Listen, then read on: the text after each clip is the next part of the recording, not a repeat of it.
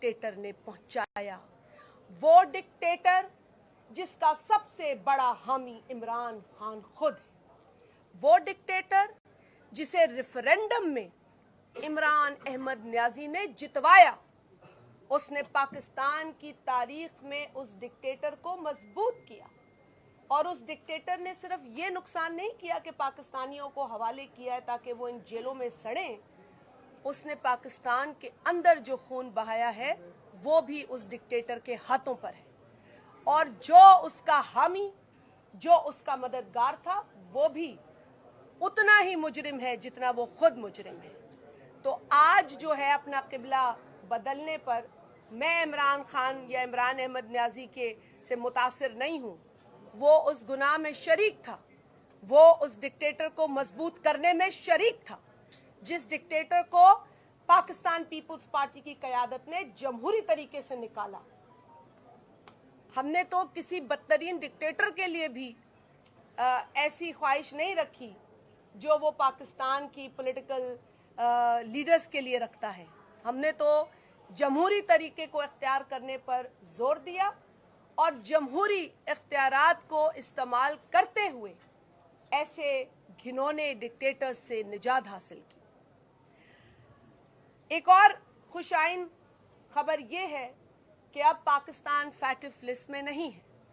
अब वो जो ग्रे लिस्ट का हमारे ऊपर एक बहतान था, एक शर्मिंदगी थी, हम उससे अल्हम्दुलिल्लाह निकल चुके हैं।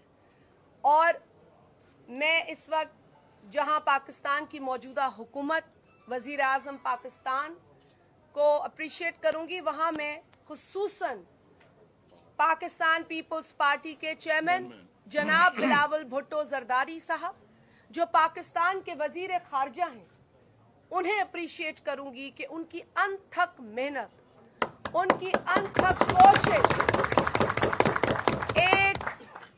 एक मुल्क फिर दूसरा मुल्क फिर तीसरा मुल्क फिर मुख्तलिफ लोगों से उनकी मीटिंग्स, उनकी जो गुफ्तगू, उनका जो आराम से ना बैठना है जब से वो वजीर खारजा बने हैं, उसके नतीजे हमें मिल रहे हैं। और वो नताइज पुरमसरत हैं, वो खुशाइंद हैं, ये अच्छी खबरें हैं। चाहे वो ग्वांटानामो बे से हमारा एक पाकिस्तानी आ रहा हो या फैटिफ की ग्रे लिस्ट से पाकिस्तान निकल रहा हो, ये पाकिस्तान के लिए अच्छी खबरें हैं। और इसके लिए मुझे फख्र है कि मैं एक ऐसी जमात जिसके पास क्लैरिटी है, जिसके पास जहन की भी क्लैरिटी है, जिसके पास किरदार की भी क्लैरिटी है, कहीं कंफ्यूजन नहीं है, कहीं झोल नहीं है।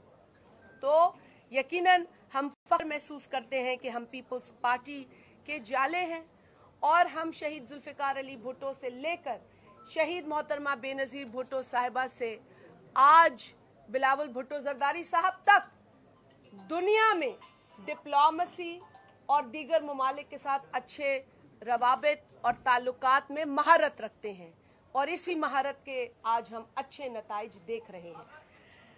अब जी बहुत ज़रूरी है कि मैं आपसे फ्लड्स की बात करूं, क्योंकि पाकिस्तान में जब मैं आपसे आज मुखातिब हूँ लाहौर के अंदर, तो पाकिस्तान में आज भी जो माहौलियाती तब्दीली के नतीजे में तबाहकुन सैलाब बरपा हुए, उनके जो घिनौने और दर्दनाक नताइज हैं वो हमारे सामने हैं। आज भी पाकिस्तान के अंदर तकरीबन 34 डिस्ट्रिक्ट्स ऐसे हैं जहां पानी है, 11 तो ऐसे हैं जहां मुकम्मल पानी है, और 2.2 मिलियन घर, कुछ जिसमें से बहुत सारे ख़त्म हो गए हैं और बहुत सारे डैमेज हुए हैं। इसके अलावा 1.1 मिलियन जो हमारी भेड़, बकरी, गायें, जो लाइफ स्टॉक हम जिसे कहते हैं, वो सफ़ाए हस्ती से ख़त्म हो चुके हैं। बहुत सारा नुकसान है। 8.2 मिलियन लोग ऐसे हैं जिन्हें मेडिकल असिस्टेंस की ज़रूरत है अर्जेंटली, और इसमें 4% वो ख़वातीन हैं जो हामला हैं, जिनके हवाले से यूनाइटेड नेशंस की भी एक रिपोर्ट आई है कि यकीनन जो सैलाब है या जो बारिशें हैं वो तफरीक नहीं करते, वो ना अमीर ना गरीब, ना नस्ल ना कबीला देखते हैं और ना ही मर्द औरत बच्चा बुजुर्ग देखते हैं। जब वो तबाही लाते हैं तो वो सबके लिए तबाही लाते हैं, और ये तबाही पाकिस्तान भुगत रहा है। पाकिस्तान भुगत रहा है ये तबाही क्योंकि दुनिया में ऐसे ममालिक हैं जो कार्बन एमिशंस में बहुत बड़ा किरदार अदा करते हैं, लेकिन पाकिस्तान जिसका किरदार, जिसकी कंट्रीब्यूशन 1% से भी कम है, उसको इतना बड़ा नुकसान भुगतने पर वो मजबूर करते हैं। ऐसे ममालिक हैं जहां ये तबाही आई, लेकिन वो चंद ममालिक जो इस चीज को अफोर्ड कर सकते हैं, मुआशी तौर पर, माली तौर पर, मुआशरती तौर पर, वो तो अपना बचाव कर लेते हैं, लेकिन पाकिस्तान अपना बचाव नहीं कर पा रहा। पाकिस्तान में जो नुकसान हुआ है उसका तखमीना तकरीबन 40 अरब डॉलर है, और ये बढ़ेगा क्योंकि अभी तो रिकंस्ट्रक्शन होनी है, दोबारा से अपने पैरों पर खड़े होना है और तरक्की की राह पर गामजन होना है। तो पाकिस्तान में इस वक्त एक बहुत बड़ी आबादी अब तक सैलाब से मुतासिर है, और हम आज भी जहां भी बैठते हैं, चाहे मुल्क के दीगर मामलात या दुनिया के करंट अफेयर्स की बात करें, हम अपने फ्लड्स की और फ्लड में मौजूद लोगों की बात करना नहीं भूलते। हमें ये भूलना नहीं चाहिए कि अगर लाहौर में वो मनाजिर नहीं हैं जो हमें नज़र आते हैं बलोचिस्तान में के कुछ के दीगर अजला में, या सिंध के अंदर सेवन में, जोही में, दादू में, खैरपुर में, सांगड़ में, तो हमें ये नहीं भूलना चाहिए कि वहाँ तो अभी भी लोग हमारी मदद को पुकार रहे हैं। वसेब बहुत बुरी तरह हिट हुआ पंजाब के अंदर, खैबर पख्तूनख्वा के लोग, गिलगित के लोग, नुकसान थोड़ा हो या ज़्यादा, नुकसान होता है। और जितना नुकसान पाकिस्तान का इन बारिशों में हुआ है, तारीख में कोई ऐसी बारिश नहीं गुजरी जिससे इतना बड़ा नुकसान हुआ हो। जिन इलाकों में बारिश जो है वो 100 मिलीमीटर बर्दाश्त करने की कुव्वत नहीं थी, वहां 1800 मिलीमीटर बारिश पड़ी है, मजाक की बात नहीं। लेकिन आज भी कुछ ऐसे नादान साजिशी अनासिर हैं जो पाकिस्तान के इस फोकस को हटाकर दूसरी जानिब ले जाना चाहते हैं। हम डटे रहेंगे, हम बात करते रहेंगे अपने फ्लड अफेक्टीज की, अपने फ्लड से मुतासर होने वाले पाकिस्तानी भाई बहनों की, क्योंकि हम उन्हें याद रखना चाहते हैं और उनको बताना चाहते हैं कि हम आपको नहीं भूले, ना हम आपको भूलेंगे। चाहे आईडीपीज का मसला हो, जब दहशतगर्दी के खिलाफ लड़े, या आज फ्लड्स का मसला हो, हम अपने उन पाकिस्तानियों को नहीं भूल सकते जो तकलीफ में हैं, जो दर्द में हैं। इस सिलसिले में बेनज़ीर इनकम सपोर्ट प्रोग्राम के हवाले से भी मैं आपको थोड़ा, आप जानते होंगे, लेकिन चूंकि वज़ीर आज़म पाकिस्तान ने 70 अरब रुपए की रकम फ्लड अफेक्टेड एरियाज़ में मौजूद पाकिस्तानियों के लिए अनाउंस की थी, और बेनज़ीर इनकम सपोर्ट प्रोग्राम के पास यूनिक डेटा मौजूद है जिसकी मदद से इस रकम को तकसीम करने की टास्क हमें सौंपी गई थी, और अल्हम्दुलिल्लाह इस टास्क में हम आज भी जुटे हुए हैं। तकरीबन 96.82% तक ये रकम तकसीम हो चुकी है, और 70 बिलियन की जो रकम है वो 2.8 मिलियन घरानों, फैमिलीज तक पहुंचाने की टास्क सौंपी गई थी।